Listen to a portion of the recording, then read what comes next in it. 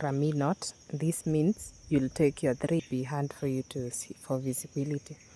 So I will place my 3 yarns together, and then I'll use my finger and place it maybe at a distance away from the edge of the yarns.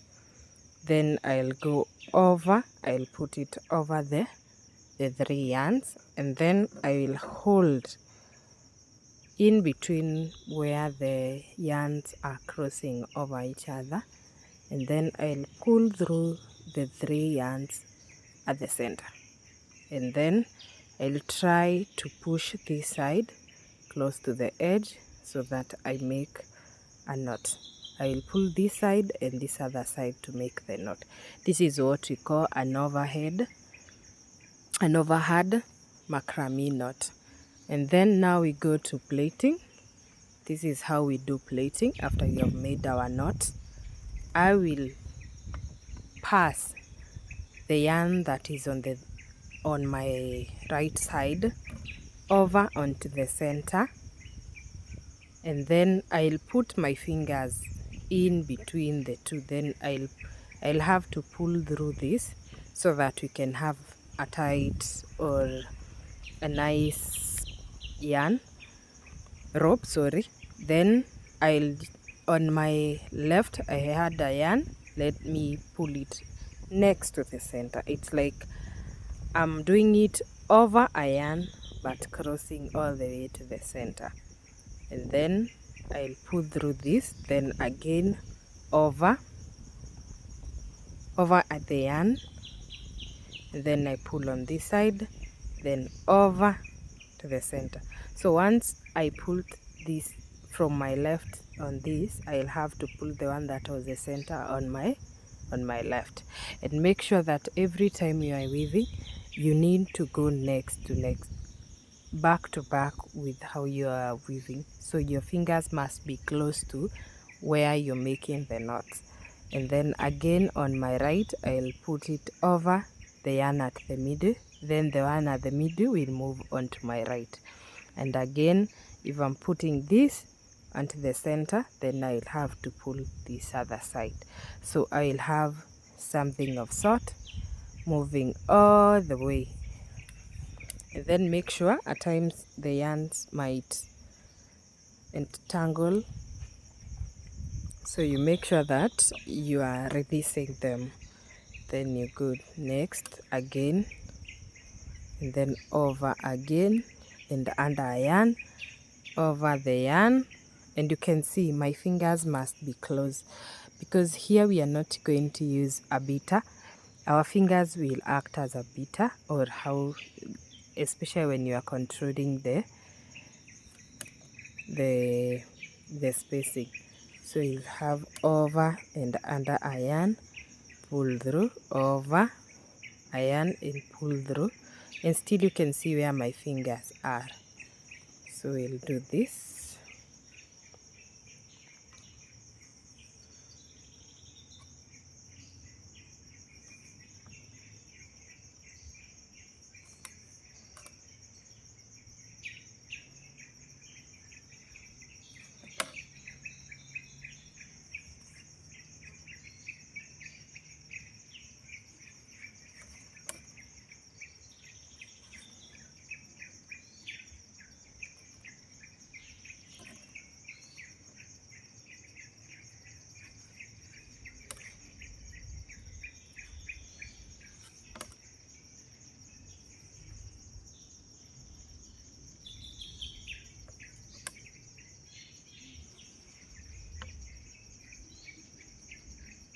You'll do all this until you finish.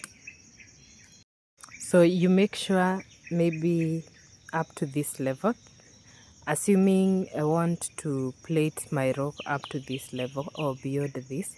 I always advise when you're doing the finishing, doing another overhead, at times this part it might detangle itself. So the best is like this. There is always a yarn at the center and the others on the other side. So you'll use this to make a knot.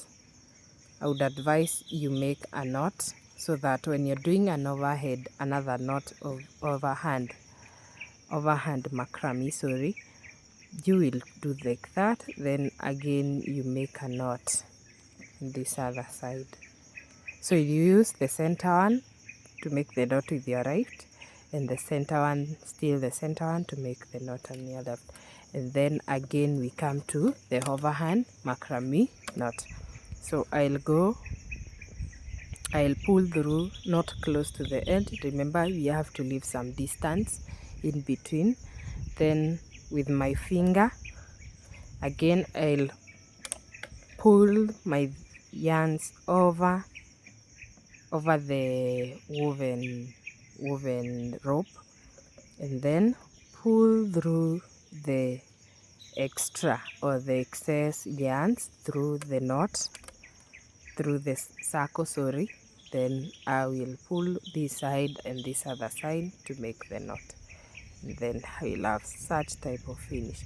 Then when you're doing the finishing, if you're doing the finishing of the rope, if you have done the plaiting, I'll use my scissors to cut